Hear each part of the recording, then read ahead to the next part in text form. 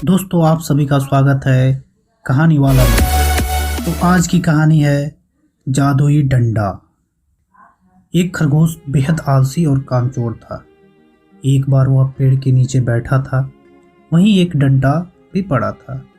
खरगोश ने वो डंडा उठा लिया और उसे जमीन पर मारने लगा। जमीन पर डंडा मारते हुए वह सोच रहा था कि काश मुझे ढेर गाजरें मिल जाती। अभी उसने यह बात सोची ही थी कि वहां गाजरों का ढेर लग गया। इतनी सारी गाजरें देखकर खरगोश सोचने लगा, कहीं यह जादुई डंडा तो नहीं। उसने डंडे को फिर से आजमाने के लिए जमीन पर मारा और कहा, मुझे हरी हरी घास खाने को चाहिए। खरगोश के कहने की देर थी कि वहीं घास का गट्ठर आ गया। खरगोश को यकीन हो गया कि यह जादुई डंडा है। खरगोश के तो अब दिन ही फिर गए। वह सारा दिन खाता और सोता। एक दिन उसके मन में ख्याल आया कि उसके पास खाने की भले ही कोई कमी नहीं है, किंतु वह बड़े जानवरों से असुरक्षित है। वह काफ़ी देर तक सोचता रहा। फिर उसके दिमाग में एक बात आई। उसने डंडे को ज़मीन पर मारा और कहा, मुझे शेर बना दो। और जंगल के राजा शेर को खरगोश। पलक झपकते ही खरगोश शेर बन गया। शेर बनते ही वह खरगोश शेर की गुफा में गया और वहां शेर से खरगोश बने शेर को भगा दिया और वह स्वयं रहने लगा। अब खरगोश स्वयं को सुरक्षित महसूस कर रहा था, क्योंकि वह खरगोश केवल जादू के असर से शेर बना हुआ था। इसलिए सारा दिन गाजर खाता और सोता।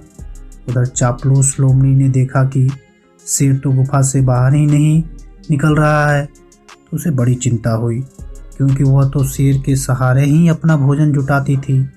शेर जिस भी जानवर का शिकार करता, उसका बचा खुचा हिस्सा लोमड़ी को ही मिलता था।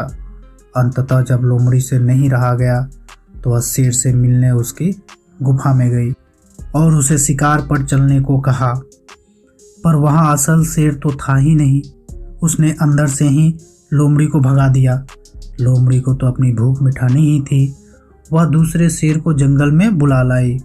तब जंगल के सभी जानवर अपने शेर के पास आए। अब शेर बना खरगोश डर गया। वह भला असली शेर को कैसे भगाता। उसने उस वक्त तो सभी जानवरों को आश्वासन देकर जैसे तैसे वापस भेज दिया। जब सब जानवर चले गए तो खरगोश ने सोचा कि अपने वास्तविक रूप में जीवन व्यतीत करना ही बेहतर है। जो काम शेर का है वह शेर ही कर सकता है। उसने जादुई डंडे को जमीन पर मारा और स्वयं को वापस खरगोश और शेर को फिर से शेर के रूप में बनाने को कहा। खरगोश बनते ही वह शेर की गुफा से तेजी से निकलकर भागा और अपने खरगोशों के झुंड में ही रहने लगा।